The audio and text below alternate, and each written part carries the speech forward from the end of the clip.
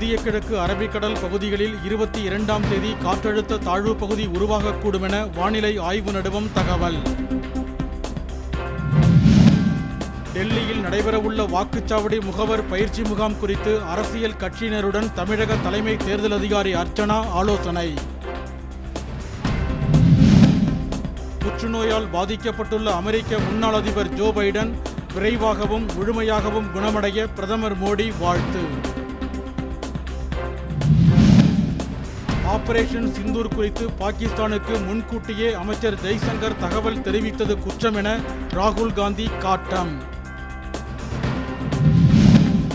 முல்லை பெரியாறு அணையை பராமரிப்பதற்கு ஏதுவாக மரங்களை வெட்ட அனுமதி வழங்க வேண்டுமென நடுவண் அரசுக்கு உச்சநீதிமன்றம் ஆணை.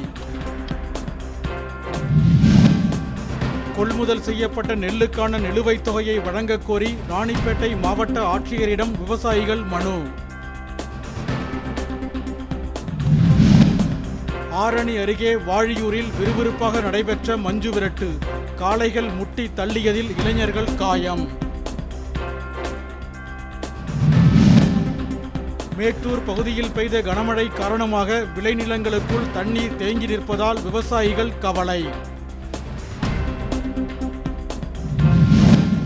மகன் தேர்வெழுதுவதற்கு அனுமதி மறுத்த கல்லூரி நிர்வாகம் மீது நடவடிக்கை எடுக்க கோரி திருப்பூர் ஆட்சியர் அலுவலகத்தில் தந்தை தீக்குளிக்க முயற்சி.